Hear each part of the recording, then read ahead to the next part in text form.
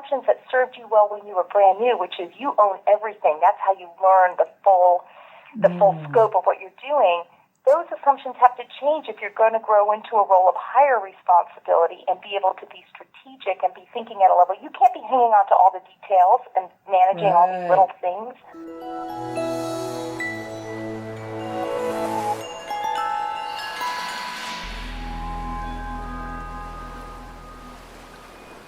On today's episode, we have Dr. Rachel Bishop, and Dr. Bishop is joining us on our Triple H series, The Habits and Hacks from Hopkins. Hi, Rachel. How are you doing?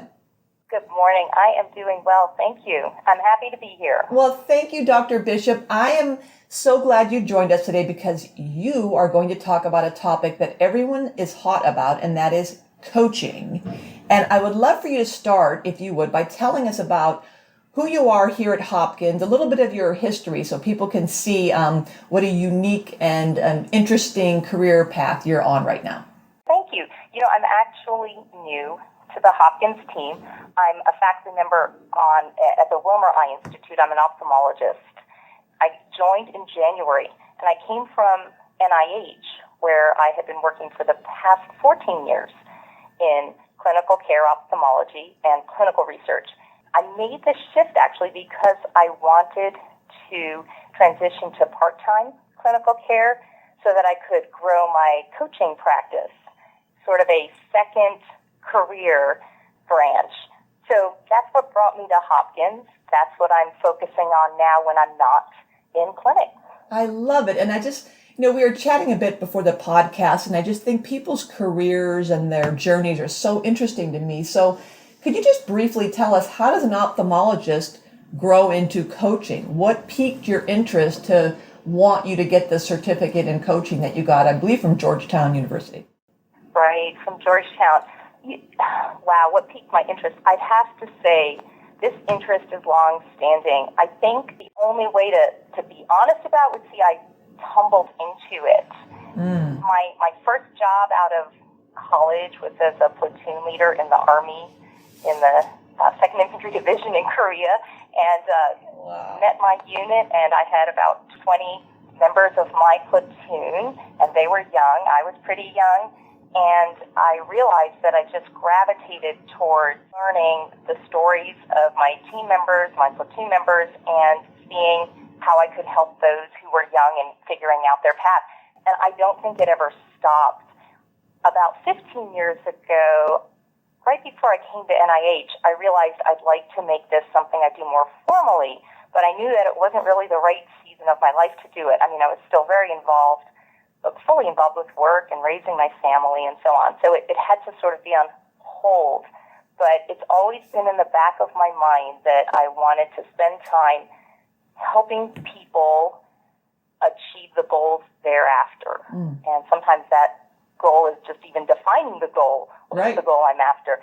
So I think I had always done that naturally in my adult life, and I was quite impressed by the formal program at Georgetown, and there were other certification programs, that tools I had been using and concepts that I had constructed on, people's behavior, motivations, change, all this.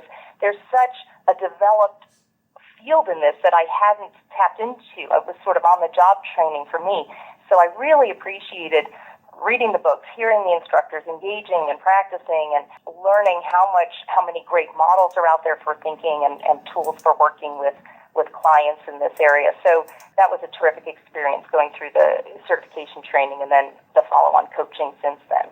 Fascinating. I love the stories. Again, wow, cool. Army platoon leader, mom, NIH, ophthalmologist, coaching. Sure, why not? I love hearing people how they meld the vocation with the avocation, and that passion for doing things and doing things your way. So I think it's really interesting. And why don't you start us off by telling in the audience now, let's kind of get in our minds who we're talking to. We're faculty members in academic healthcare medicine. Maybe we're new to academic medicine. Maybe we're new faculty members, newly minted MDs and PhDs, or we're mid-career and we've been promoted to associate professor or preparing to go to full professor, or maybe we're even later career faculty members and we're reaching the ends of our careers or the later stages, and we're thinking about partial employment or partial retirement, or maybe exploring some of those passions and hobbies and things that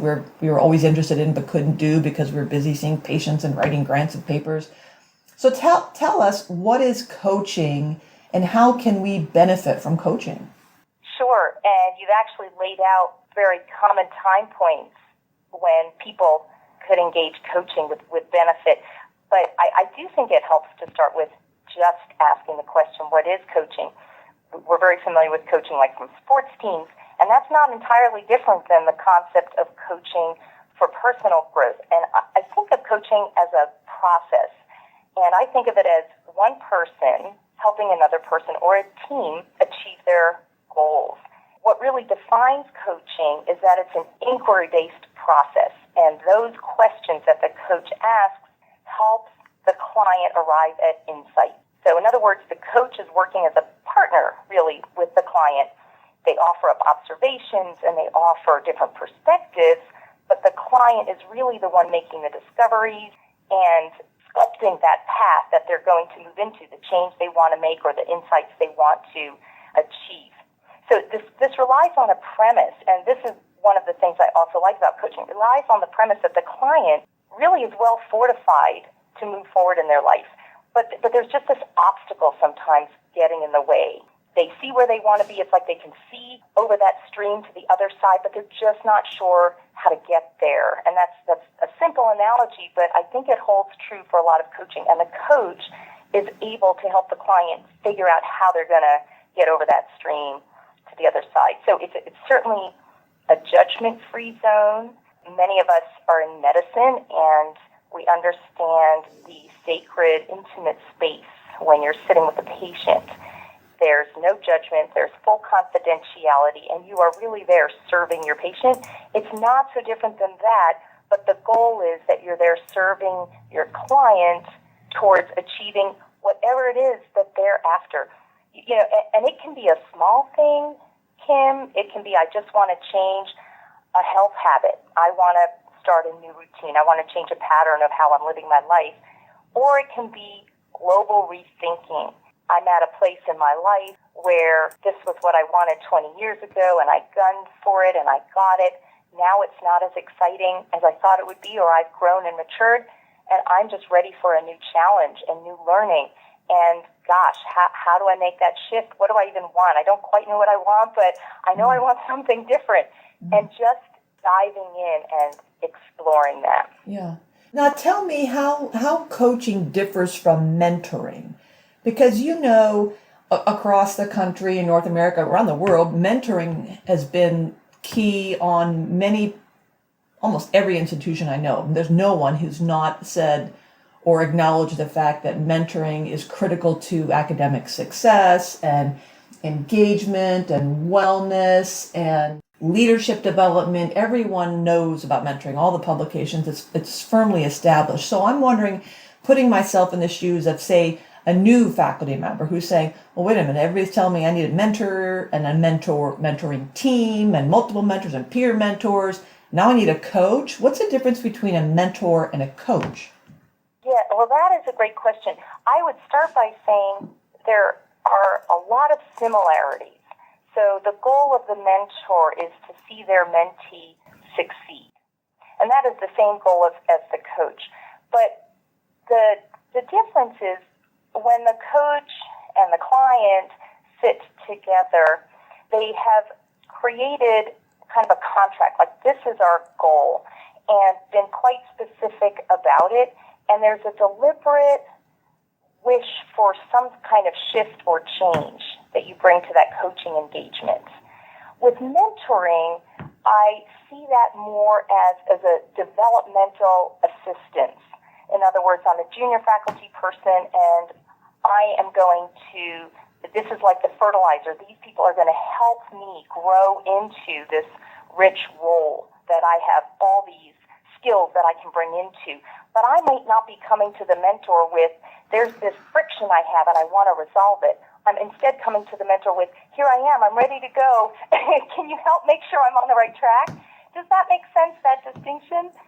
Yeah, I like the way you're putting the word developmental. So, although I'm sure somebody could say, well, coaching is developmental, but what you said made me realize that, well, a mentor perhaps is professionally career specific, in our context, academic health center, so research, education, clinical, project building, focused more on the career specifically, whereas maybe the coach is not as much developmental or developing as an academician.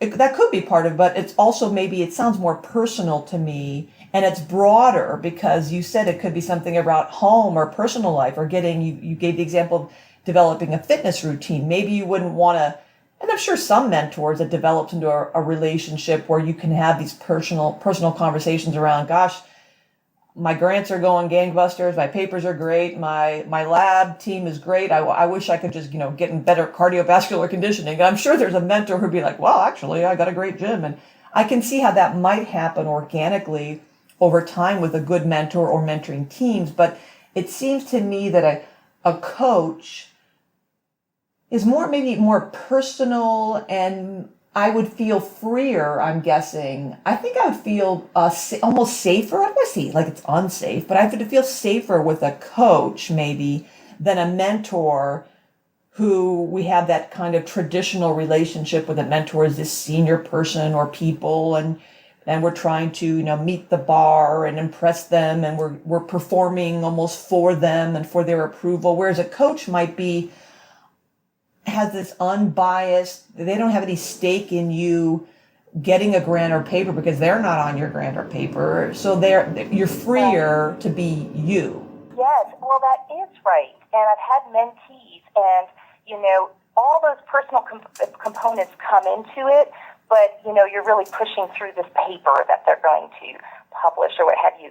And, but in the coaching arena, I would say it's a little different. You tend to bring something that you're wanting a shift in, a change. You're wanting some movement as opposed to just general career development. And there is this sense when you're engaging with a coach and a client working together, that might really be the only time, particularly with upper level leadership, where people are quite developed in their careers and their lives are very full. That might be the only time in their week or their month where they are stopping everything else and focusing exclusively on thinking about what it is they're hoping to work on, to change, looking critically at where they are, at some of the priorities they're working with now. Are those in coherence with their values right now? They might be running so full throttle that they might mull on things and talk with their partner at dinner about things, but they might not actually really slow down everything else long enough to reflect deeply on, is this where I need to be going, or that sort of dedicated time. Right. That's sort of special about that hour with your coach, and that's a little different than the mentoring engagement, for sure. Great. All right, so we've talked about what is it. What's next on your list today, Dr. Bishop? Yeah, so, I think just a couple of examples help illustrate how coaching might work out.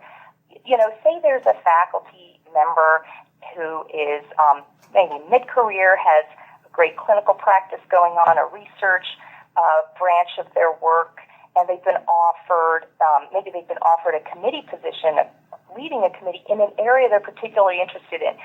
You're in faculty development. Maybe it's the curriculum committee, and they really love teaching and want to do more of it, but their plate is totally full. So they're sitting there thinking, do I want to take this on? I just see that I'm almost at burnout with what I'm doing, but this is really interesting to me. How am I going to resolve this? So what coaching is not is just asking advice. So if they're just asking their friend, colleague, loved one, hey, this is what's been offered to me, what do you think? And that person says back, oh, your plate's full, you shouldn't take it. Or, yeah, you've always wanted to, go for it. That's called advice.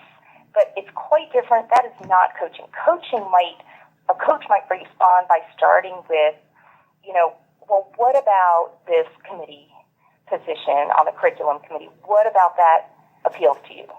What's drawing you in? And then the person has to stop and think, well, I really love teaching. I value teaching. Okay, well, what about teaching? Like, what is it? And you're kind of diving in a little. Okay, it's developing people's potential. Okay, that's what you love. And then, that can lead to exploring what their top values, interests, priorities are right then. And then if you've been working with the client, you're also entering that space of, well, what are you doing then that maybe isn't really matching up with those top needs right now? And as you work through this inquiry process, the client may come to the realization, hey, I'm sitting on this other committee that I joined 7 years ago. It was great at the time, but the pharmacy committee, I really wanted to be on it for these reasons. It's kind of stale now. I've been doing it. And there's this junior faculty member who's just joined, who's on no committees. That would be a growth step for them. Maybe they should take on the pharmacy committee, and I take on the curriculum. And this is kind of that's a simple example of a solution based to this problem. But it begins with exploring, why does the person want to do this? What's getting in the way? How might they want to approach resolving this? So coaching, it's not consulting. And I will say the clients who I've worked with who are in healthcare, in leadership positions in healthcare, because I'm also in healthcare, sometimes the discussion gets to the point where they say, well, okay, Rachel, but what would you do? And that's okay. Then I'll say, okay, I'm going to take off my coaching hat and put on my consulting hat, and I will offer some thoughts from perspectives of my own experience. Mm-hmm. But you're sort of making that distinction. You can weave in some kind of consulting thoughts, but that's different than coaching. It's also not therapy, although it's very helpful, and you're trying to get to the root motivations. Maybe what's a fear? Where did that fear come from? Because we want to change it. It's a forward-looking approach. You're not really going to spend a lot of your coaching time looking backward. Why did they become fearful of standing up in a group and expressing themselves? It's important to acknowledge it, and it's important to explore that it exists, but the energy is spent moving forward. Okay, we're accepting that this is a fear you have, and we're going to work on ways and strategies to overcome that. Whereas therapy would say, okay, I see you have this fear. Now let's go dig into your past and figure out why. And so that's a real distinction. Therapy is sort of backward looking, and coaching is absolutely forward and movement looking. I like that way of describing it. Back the visual, the perspective of looking over your shoulder versus looking ahead. I like that. Can you talk a little bit more about something that I've been thinking about lately in conversations with mid and later career faculty members? When you first defined what coaching was for us, you said it's helping a person or a team accomplish their goal or their goals. And what if a person, and you kind of alluded to this, isn't really quite sure of their goal or goals, and they just know, as you've also said, maybe they're a little bit stale, they're kind of bored, or they're not excited anymore about things. And you say, well, what do you want to do? And they're like, I don't know. I mean, this is all I've done my whole life. What else can I do? I mean, this is, I think, an existential angst kind of a thing with a lot of people who think, I don't know who I am if I'm not doing fill in the blank, seeing patients, doing procedures, writing grants, coaching junior faculty members. So when our identity, and you've talked about values, when our whole identity, our master status, if you will, is wrapped up as being the professor of ophthalmology at the Wilmer Eye Institute at Johns Hopkins University, period, how do you help or coach a person to see a new goal if they don't even know what their goal is? They just know that I'm stuck here. I don't know what my goal is. All I know is that I need something different.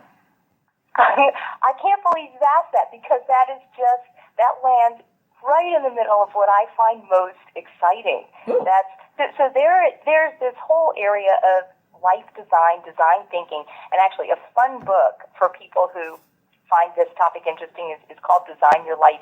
These two, Bill Burnett, Dave Evans at the Stanford School of Design, have created a whole philosophy and process around trying to find what your next interest might be, or your first path out of college might be. I mean, they're at Stanford, so they work with a lot of students.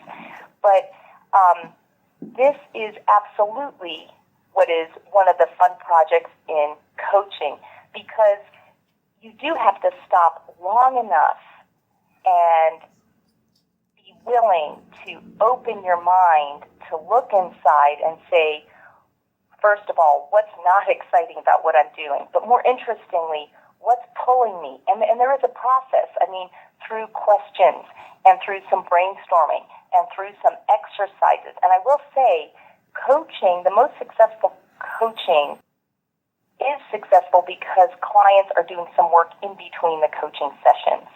So I've had clients where really they don't have that much, they're not doing a lot of work between sessions, and we still move forward. But the ones who I think make the biggest change, and when you hear the word transformation, that's happening because they really invested time and made commitments after coaching session 1, things they're going to do between coaching session 1 and 2, and so on.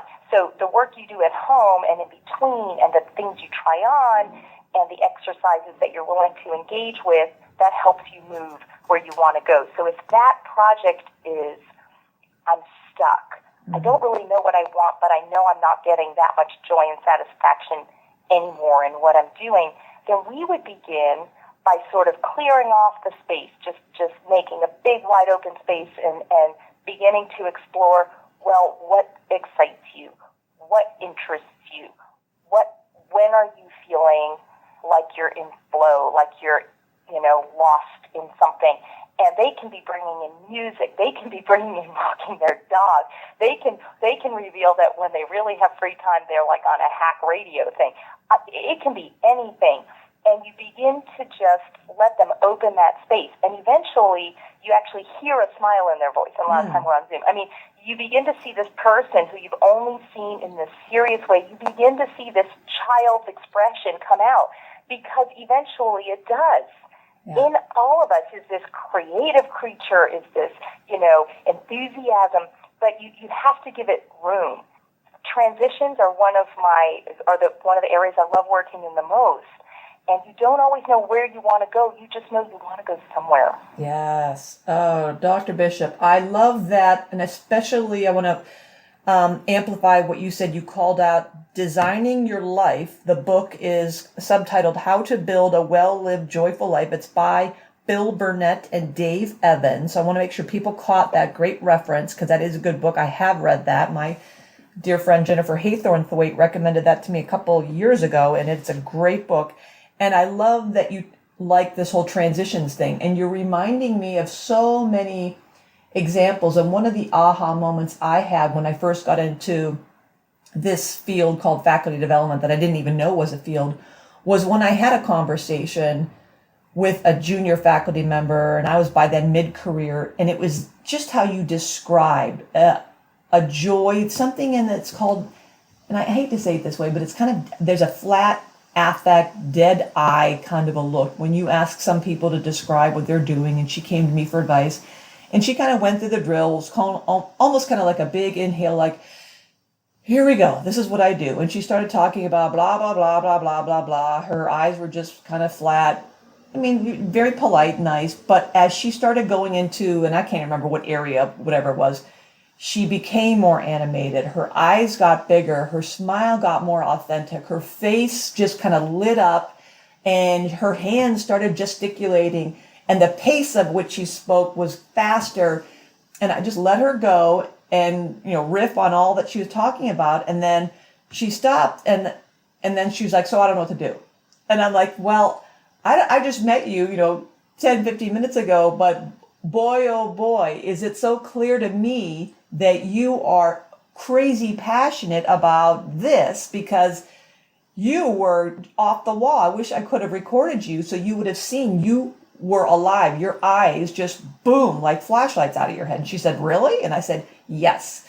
So I love how you described that process, Rachel, of giving a client the space. So we as faculty members can take advantage of and leverage good coaching to just buy ourselves some free, safe space to explore parts of us that maybe we have kind of put in a corner or put in a box for now, thinking we'll get back to it later, or something we've never even knew was part of us. So I love how you're describing this process. And picking up on what you just said, what frequently happens is that when you dig down into, well, why isn't that part of that person's life now?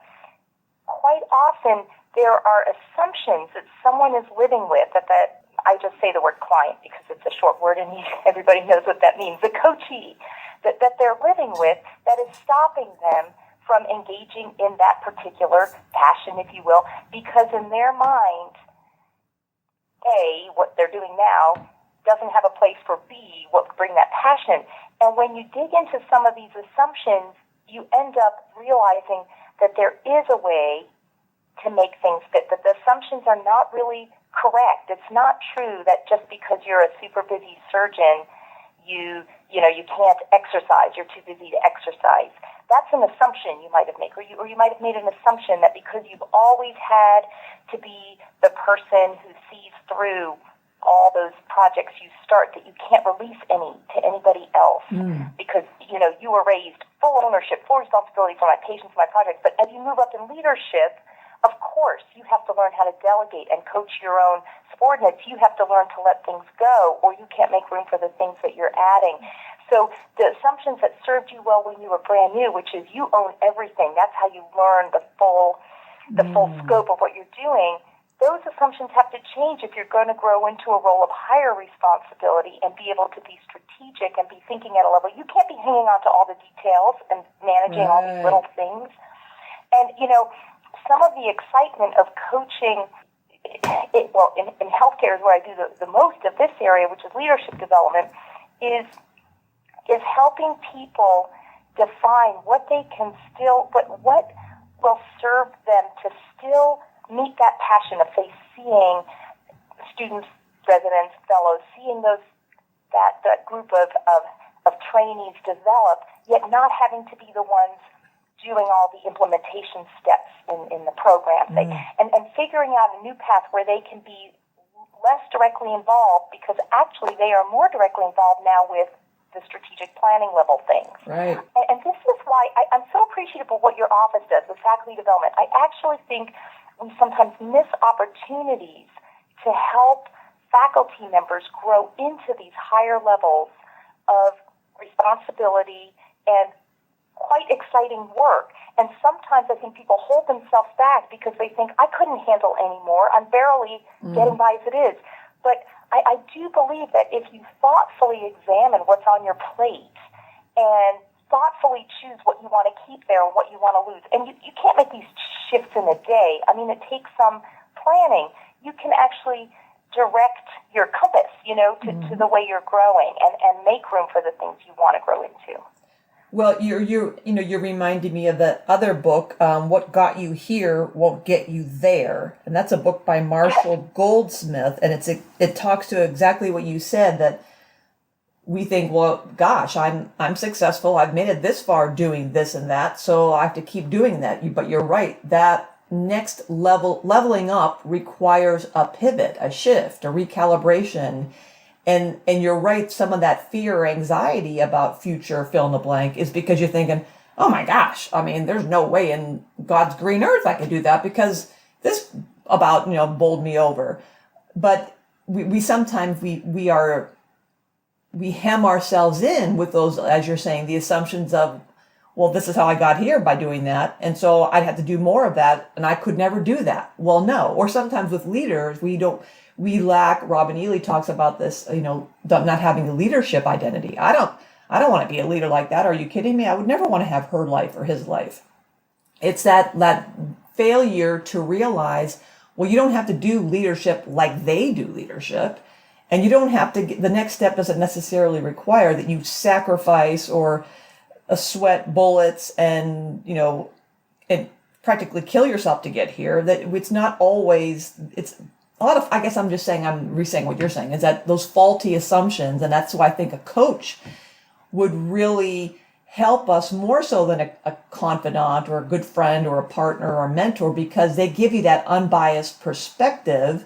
They don't know you, and so they won't necessarily feed into your assumptions coming from someone who's like, oh, Kim, you could never do that. I know you. You're too compulsive with this. That would drive you nuts. Or a senior mentor saying, well, why would you want to do that? That's going to take you away from your research. And how are you going to get another RON if you're doing that? So those kinds of fear or blocks exist or may exist in other ways we think about things. But whereas a coach, I'm excited about this because it is that unbiased, neutral person who will help you see change because they don't have a stake in it or you personally. That's the value to me. It's like you don't have to impress your coach.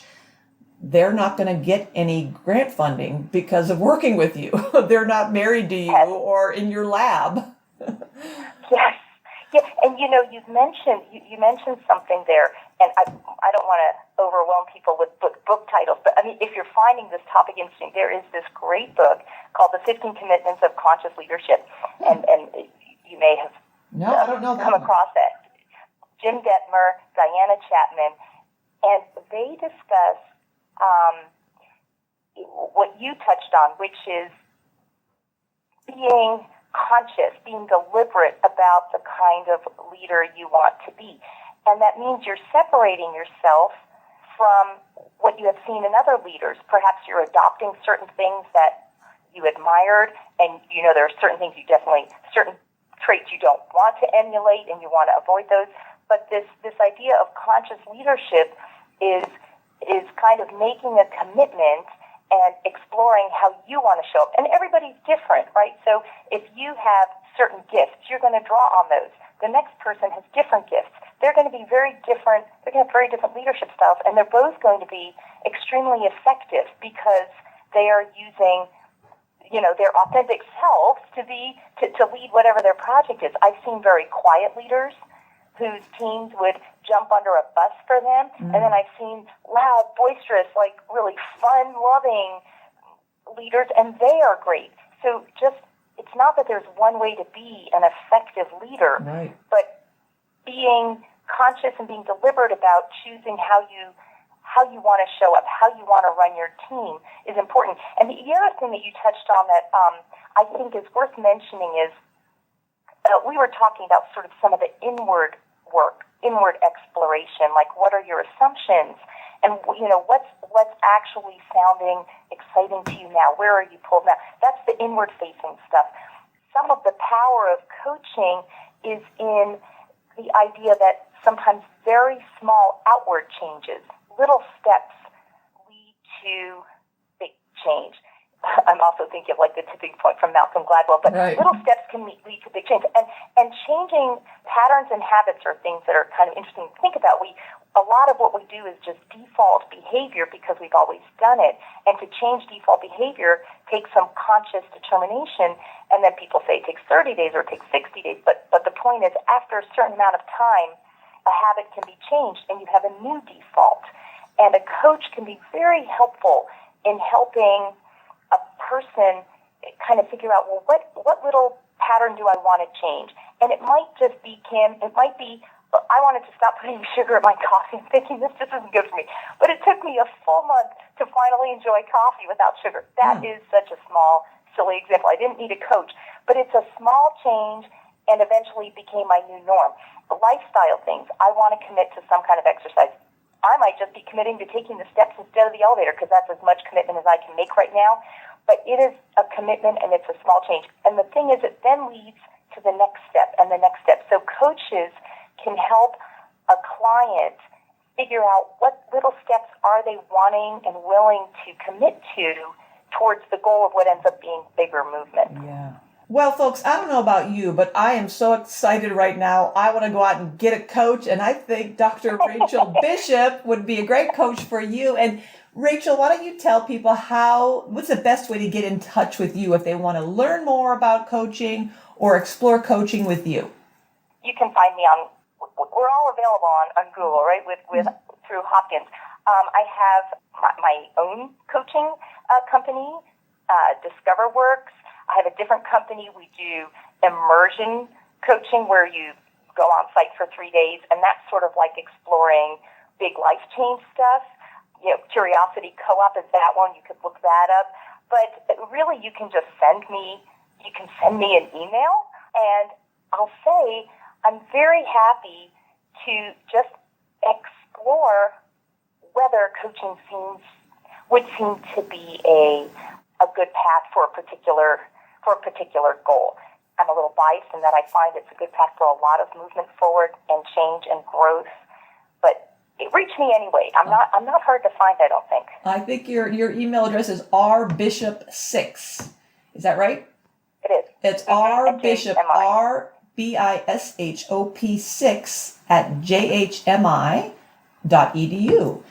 Well, folks, I hope you share my enthusiasm and excitement about this topic, and you've been learning from Dr. Rachel J. Bishop here at Johns Hopkins on the Triple H. Rachel, thank you so much. We really appreciate you.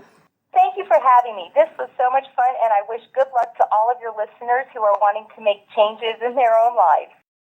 Thanks for tuning in to Faculty Factory Podcast. The mission of the Faculty Factory is to build and support a community of leaders in faculty development who share tools, resources, wisdom, and encouragement in service to our faculty members, schools, and institutions. We encourage you to go to facultyfactory.org to find out more, get in touch with me, ask me any questions. Maybe you want to be interviewed on the podcast. Thanks for tuning in to Faculty Factory Podcast. We'll see you next time.